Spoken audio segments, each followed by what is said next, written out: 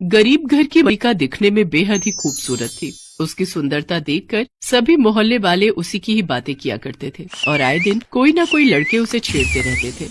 मलिका अपनी विधवा माँ वंदना के साथ रहा करती थी। मलिका अपनी बेटी को लड़कों की छेड़छाड़ से बचाने के लिए उसके चेहरे के साथ साथ उसकी पूरी बॉडी पर काले रंग का मेकअप कर दिया करती थी, जिससे सबको यही लगता था कि मलिका एक काली और बदसूरत लड़की है। ऐसे ही समय बीतता जाता है। जुलाई महीने में बरसात के मौसम में एक शाम मलिका सब्जी लेने जाती है कि तभी जोरदार बारिश पड़ती है, जिसमें भीगने की वजह से मलिका का सारा मेकअप धुल जाता है और उसकी खूबसूरती सबके सामने आ जाती है। अरे ये अचानक इतनी तेज बारिश, अब मैं क्या करूं? मैं तो पूरी तरह भीग चुकी हूँ, मुझे जल्द से जल्द घर जाना होगा। वहीं बाजार में कुछ लड़के उसकी खूबसूरती देखकर हक्के बक्के रह जाते हैं और उसका पीछा करने लगते हैं। काफी दूर जाने के बाद भी जब वो लड़के मलिका का पीछा नहीं छोड़ते तो वो घबरा जाती है। उफ, ये गुंडे तो कब से मेरा पीछा कर रहे हैं, क्या करूं, कहाँ जाऊं? तभी उसे सामने एक पुलिस स्टेशन दिखता है और वो भागते भागते पुलिस स्टेशन के अंदर जाती है। वहाँ अर्जुन नाम का इंस्पेक्टर बैठा हुआ होता है, जो मलिका की खूबसूरती देखकर हैरान रह जाता है। तभी मलिका उससे कहती है, साहब प्लीज हेल्प मी, कुछ लड़के काफी देर से मेरे पीछे पड़े हैं, मुझे उनसे बचा लीजिए।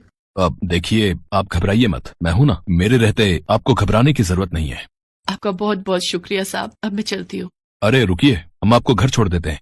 अरे नहीं नहीं साहब, कोई जरूरत नहीं है, हम चले जाएंगे। अरे कमाल की लड़की हो, अभी खुद ही हमें उन गुंडों से बचाने की बात कह रही थी और अब फिर अकेले जाने को तैयार हो। मैंने कहा ना, मैं तुम्हें ड्रॉप कर दूंगा, चलो मेरे साथ। इसके बाद वो मलिका को पुलिस जीप में बिठाकर घर छोड़ आता है। लेकिन मलिका से मिलने के बाद अर्जुन हमेशा उसी के बारे में ही सोचता रहता है और आखिरकार एक दिन वो मलिका के घर गिफ्ट और बुके लेकर पहुँच ही जाता है। वायला गु सासू मॉम। सासू मॉम, क्या कहा तुमने? जी सासू मॉम, वो क्या ना, मुझे आपकी बेटी मलिका, जो बिल्कुल अपने नाम की तरह ही खूबसूरत है, वो बड़ी पसंद आ गई है, तो मुझे तो उससे शादी करनी है। लेकिन साहब, आपको तो कोई भी अच्छी लड़की मिल जाएगी, फिर आप मेरी बेटी के पीछे क्यों पड़े हैं? चुपचाप मेरी बात मान लो, नहीं तो ऐसा ना हो कि मुझे ये बंदूक तुम दोनों के सिर पर रखनी पड़ जाए। इतना कहकर अर्जुन वहाँ से चला जाता है। अर्जुन की बातें सुनकर वंदना और मलिका बहुत डर जाते हैं। उन्हें कुछ समझ नहीं आता कि वो क्या करे। काफी सोच विचार करने के बाद वंदना फैसला करती है, अब मैंने सोच लिया है, हम ये शहर छोड़कर मुंबई चले जाएंगे। फिर वो दोनों रातों रात ट्रेन से मुंबई चली जाती है। लेकिन दूसरे शहर जाकर भी वंदना मलिका के चेहरे और बॉडी पर काला मेकअप लगाकर ही रखती थी। कुछ दिन काम तलाशने के बाद दोनों माँ बेटी को एक बड़ी सी कोठी में काम मिल जाता है, जिसमें वंदना खाना बनाने का काम करती है तो वहीं मलिका साफ सफाई का। एक रोज वंदना को तेज बुखार हो जाता है, जिस वजह से मलिका उससे कहती है, माँ आज तुम आराम करो, मैं अकेले ही काम पर चली जाती हूँ। ये कहकर मलिका काम पर चली जाती है। कोठी पर पहुंचने के बाद उसकी मालकिन शकुंतला उससे पूछती है, क्यों रे कल्लो, आज तेरी माँ नहीं आई? मैडम, उनकी तबीयत ठीक नहीं है, इसीलिए मैंने ही उन्हें आराम करने के लिए कहा है। उसकी तबीयत भी आज ही खराब होनी थी। मेरा बड़ा बेटा मनीष दुबई से आ रहा है, उसके लिए खाना कौन बनाएगा? वो बहुत बड़ा डॉक्टर है दुबई में। मैडम, आप मुझे बता दीजिए क्या बनाना है, सफाई होने के बाद मैं खाना बना दूंगी। हाँ तो सुन, चिली पनीर, दाल मखनी, सरसों का साग और हाँ, मूंग दाल का हलवा जरूर बना लेना, उसे वो बहुत पसंद है। जी मैडम, सब बना दूंगी। साफ सफाई पूरी करने के बाद मलिका किचन में जाकर खाना बनाने लग जाती है। शाम होते ही मनीष भी घर आ जाता है। फिर दोनों माँ बेटे मिलकर साथ में डिनर करने बैठ जाते हैं। परफेक्ट, क्या खाना बनाया है, मजा आ गया। गुण तो अच्छे हैं इसमें, बस रंग ही बैंगन जैसा है। ओहो मॉम, आज के समय में कौन काले गोरे रंग में भेदभाव करता है। अच्छा मॉम, छोटा कहाँ है और वो कब तक मुंबई पहुँचेगा? बस आता ही होगा। तभी शकुंतला का छोटा बेटा अर्जुन, जो कि दूसरे शहर में पुलिस इंस्पेक्टर होता है, वहाँ पहुँच जाता है। मलिका उसको देखकर हैरान रह जाती है। कुछ दिन बीत जाने के बाद भी जब वंदना की तबीयत ठीक नहीं होती, तब भी मलिका ही काम पर जाकर साफ सफाई और खाना बनाने का सारा काम करती है। एक दिन ऐसे ही वो किचन में खाना बना रही होती है कि तभी अर्जुन शराब के नशे में वहाँ आ जाता है और मलिका को पीछे से पकड़ लेता है। क्या सोचा था तूने, दूसरे शहर जाकर छिप जाएगी तो मुझसे बच जाएगी? छोड़ो मुझे, आप मेरे पीछे क्यों पड़े हैं, प्लीज मुझे जाने दो। तभी वहाँ मनीष आ जाता है और वो अर्जुन को थप्पड़ मारते हुए कहता है, छोटे, लड़कियों की इज्जत करना कब से भूल गया रे तू? क्या इसलिए पुलिस में भर्ती हुआ था? भैया, आप नहीं जानते इस बहरूपिये चेहरे के पीछे क्या राज छिपा है। अगर फिर भी आपको मेरी बात पर यकीन नहीं हो तो अभी इसको बोलो, ये अपना चेहरा धोकर आएगी। मलिका, ये क्या बोले जा रहा है, किस राज की बात कर रहा है ये? इसके बाद मलिका मनीष को उसके कमरे में ले जाती है और वॉशरूम में जाकर अपना काला मेकअप निकाल कर बाहर आती है। तभी शकुंतला और अर्जुन भी वहाँ आ जाते हैं। ये है मेरा राज, मेरा सच। उसकी खूबसूरती देखकर शकुंतला और मनीष हैरान रह जाते हैं। हे भगवान, कुछ पल में ही ये काली कलूटी इतनी गोरी कैसे हो गई? क्या लगाया रे तूने अपने चेहरे पर? यही मेरी सच्चाई है। रोज रोज लड़कों की छेड़खानी से तंग आकर मेरी माँ ने मेरे चेहरे और मेरी बॉडी पर ये रंग लगाना शुरू कर दिया ताकि मैं बुरे लड़कों की गंदी नजरों से बच सकूं। लेकिन इसके लिए तुम पुलिस की हेल्प भी तो ले सकती थी ना?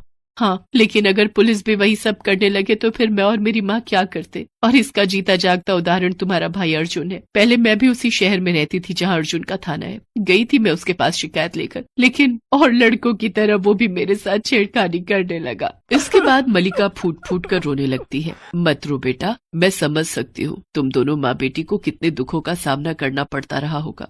आज जब तुम्हारा सच सबके सामने आ ही गया तो मैं भी एक सच तुम सबसे कहना चाहता हूँ। मैं मल्लिका से प्यार करने लगा हूँ। आज से नहीं बल्कि बहुत पहले से। मुझे तुम्हारी सूरत के साथ साथ सीरत भी बहुत पसंद आई और मैं जानता हूँ तुमसे अच्छा लाइफ पार्टनर मुझे मिल ही नहीं सकता। अगर तुम्हें ऐतराज ना हो तो मैं तुमसे शादी करना चाहता हूँ। मुझे भी गर्व होगा अगर तुम जैसी सुंदर सुशील लड़की मेरे घर की बहू बनेगी। मनीषी, मैं भी आपसे दिल ही दिल में प्यार करने लगी हूँ और मेरे लिए इससे अच्छी बात क्या होगी कि आप मेरे लाइफ पार्टनर बनेंगे। मुझे भी माफ कर दो मलिका। एक लड़की के साथ बदतमीजी करके मैंने बहुत बड़ी गलती की है।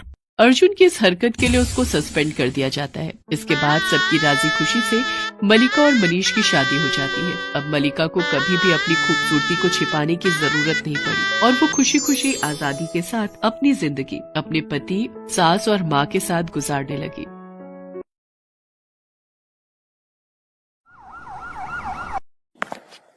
रोशनलाल के बचपन के मित्र को हार्ट अटैक आ जाता है। रोशनलाल हॉस्पिटल पहुंचता है। अरे राम नारायण, देखना तू जल्दी ही ठीक हो जाएगा, चिंता मत कर। अभी शतरंज की बाजी में तुझे हराना बाकी है। रोशनलाल, अब मैं नहीं बचूंगा दोस्त। मेरी बेटी काजल का क्या होगा? मेरे बिना किसके सहारे रहेगी? रोशन, मुझे वादा कर, तू अच्छा रिश्ता ढूंढकर मेरी काजल की शादी करवाएगा। पिताजी, आप ठीक हो जाओगे। राम नारायण मेरे दोस्त, मैं वादा करता हूँ काजल की शादी मैं अपने छोटे बेटे अखिल से करवाऊंगा। अब तू आराम कर। राम नारायण, क्या हुआ? आंखें खोल दोस्त। डॉक्टर, पिताजी आंखें नहीं खोल रहे, कुछ कीजिए doctor. Sorry, he is no more. पिताजी नहीं, आप मुझे छोड़कर नहीं जा सकते। चुप हो जा बेटी, चुप हो जा बेटी, मत रो। राम नारायण की जिंदगी का सफर शायद यहीं तक था। काजल बेसहारा हो गई थी। काजल अपने काले रंग के लिए पहले ही लोगों के तानों से परेशान थी, पर पिता का साथ उसे हिम्मत देता था। उनके जाने के बाद अब ये दुखों का पहाड़ काजल पर टूट गया था। रोशनलाल काजल को अपने घर ले आता है। तुम्हारा दिमाग खराब हो गया है क्या? हम अपने अखिल की शादी इस काली लड़की से कर दें? एक बहू गोरी और एक बहू काली। शुभा, मैंने अपने दोस्त को जुबान दी थी, काजल मेरी जिम्मेदारी रहेगी और मेरा यही फैसला है कि अखिल और काजल की 2 दिन बाद शादी होगी। जब ये बात अखिल को पता चलती है तो वो भी इस शादी से इनकार कर देता है। पिताजी, मैं एक काली लड़की को अपना जीवन साथी नहीं बना सकता। तो ठीक है, फिर जायदाद में से एक फूटी कौड़ी मैं तेरे नाम नहीं करूंगा। जहाँ जाना है चला जा। अखिल गुस्से में अपने कमरे में आ जाता है। तभी, अरे देवर जी, कौन कह रहा है आप शादी के बाद इस लड़की को अपनाओ? एक बार शादी हो जाए उसके बाद किसी आसान तरीके से रास्ते का कांटा साफ कर देंगे। अभी पिताजी गुस्से में हैं। अगर जायदाद में से बेदखल कर दिया तो हाथ में कुछ नहीं आएगा। शादी के लिए हाँ कह दो। अनीता घर की बड़ी बहू थी, इसलिए अपने गोरे रंग रूप पर इतराती थी। अखिल अनीता की चालाकी भरी बातों को समझ जाता है और 2 दिन बाद अखिल और काजल की शादी हो जाती है। एक सुबह, माँ जी, ये आपके लिए चाय लाई थी। मैंने तुझे कितनी बार मना किया है, अपनी बदसूरत शक्ल लेकर सुबह सुबह मेरे सामने मत आया कर। मेरी गोरी और सुंदर बहू अनीता कहाँ है, जिसके कमरे में आते ही उजाला हो जाए? माँ जी, वो भैया के साथ रोहन के स्कूल गई हैं, इसलिए मैं चाय ले आई। अब ये चाय भी अपने रंग जैसी काली बना लाई है, देखो तो उल्टी आ जाए। काजल रोती हुई रसोई में चली जाती है। काजल बेटी, तुम इन लोगों की बातों को दिल पर मत लगाओ। ये लोग सिर्फ ऊपरी दिखावे में विश्वास रखते हैं। पता नहीं, गलती मेरी ही थी जो तुम्हें इस घर में ले आया। रोशनलाल दुखी मन से वहाँ से चला जाता है। एक दिन बाद अनीता के बेटे रोहन का जन्मदिन था। सभी मेहमान आए हुए थे। अनीता ने घर में ही बड़ी पार्टी का इंतजाम किया था। अरे अनीता, सब लोग रोशन के केक काटने का इंतजार कर रहे हैं भाई। रोहन बेटा चलो केक काटो। रुकिए भैया, मैं अपना कैमरा ले आऊं फैमिली फोटो के लिए। काजल फोटोज में थोड़ा पीछे रहना, वैसे तुम फ्रेम में ना ही आओ तो बेहतर है। अरे अनीता बहू, कैसी बच्चों सी बातें करती हो। सारी यादगार फोटो मेरे पोते की खराब करवानी है इस काली शक्ल को बीच में दिखाकर। अखिल चल मेरे पोते की फोटो ले आ मेरे लाल, दादी के साथ फोटो खिंचवाएगा। सब लोग फैमिली फोटो खिंचवाने लगते हैं पर काजल को कोई भी फोटो के बीच में नहीं लेता। तभी अब अखिल, एक फोटो मेरी और काजल बहू की भी खींच। आखिर शादी के बाद ये इसका घर में पहला फंक्शन है। अखिल मुंह बनाकर अपने पिता और काजल की फोटो लेता है। गोरी बहू काली बहू के बीच का भेदभाव रोशन लाल को साफ दिखाई दे रहा था। एक दिन शोभा, सारी तैयारी कर ली तुमने? कल सुबह ही हम सबको वैष्णो देवी यात्रा पर निकलना है। मैंने और अनीता ने कर ली है सारी तैयारी, पर अपने आप को हूर की परी समझने वाली काजल बहू से पूछ लो। उधर अनीता और अखिल काजल से छुटकारा पाने की अपनी ही तरकीब लगा रहे थे। भाभी, उस काली सूरत के साथ रहना एक एक दिन मुझे भारी पड़ रहा है, और पिताजी ने ये वैष्णो देवी जाने का प्रोग्राम और बना लिया। अरे देवर जी, मैंने सब सोच लिया है। यात्रा के दौरान दुर्घटना हुई, एक महिला का पैर फिसला और वो खाई में गिर गई। लाश का कुछ अता पता नहीं। ऐसी कितनी खबरें रोजाना सुनने और देखने को मिलती हैं, तो समझ गए ना हमें क्या करना है। पर ये सब आप करोगी कैसे? बस देखते जाओ देवर जी, आप मेरे इशारों को समझते रहना और काम हो भी जाएगा और किसी को पता भी नहीं चलेगा। अनीता और अखिल काजल को मारने का प्लान बना चुके थे। अगले दिन सब वैष्णो देवी की यात्रा के लिए निकलते हैं। सब मिलकर वैष्णो देवी की यात्रा शुरू करते हैं। अरे काजल बहू, तुमने पैरों में चप्पल नहीं पहनी? पिताजी, मैं नंगे पांव ही माता रानी के वैष्णो धाम की यात्रा करूंगी। बाकी सब लोग मुंह बनाकर आगे बढ़ जाते हैं। चढ़ाई पर चलते चलते रोशन लाल और शोभा पालकी में बैठ जाते हैं। सुधीर और अखिल तेज चलते हुए आगे बढ़ रहे थे। सुधीर, आप और देवर जी आगे चलते रहिए, मैं थोड़ा थक गई हूँ, आराम आराम से आऊंगी। काजल, मेरे साथ साथ ही चलना। ठीक है भाभी, मैं आपके साथ ही चलूंगी। मैं भी पापा और चाचू के साथ आगे चलूंगा। पापा रुको, मैं भी आ रहा हूँ। रोहन रुको, पापा आगे चले गए हैं। अरे भागो मत बेटा, गिर जाओगे। भाभी, मैं रोहन को बुलाती हूँ। इतनी देर में भागते हुए रोहन का जूता फिसल जाता है और वो खाई की तरफ गिरने लगता है। रोहन, मेरा बच्चा। काजल रोहन का हाथ पकड़ लेती है और उसे ऊपर खींचने लगती है। काजल, मेरे बच्चे को बचा लो, मेरा बेटा। घबराओ मत रोहन, मेरा हाथ पकड़े रहना बेटा। काजल रोहन को ऊपर खींच लेती है। रोहन घबराया हुआ काजल से लिपट जाता है। इतनी देर में अनीता की आवाज सुनकर सुधीर और अखिल भी आ जाते हैं। मेरा बच्चा, मेरा रोहन। रोहन, तुम ठीक हो ना बेटा? सुधीर, आज काजल न होती तो पता नहीं मैं अपने बेटे को खो देती। काजल, तुमने आज मेरे रोहन को खाई में गिरने से बचा लिया।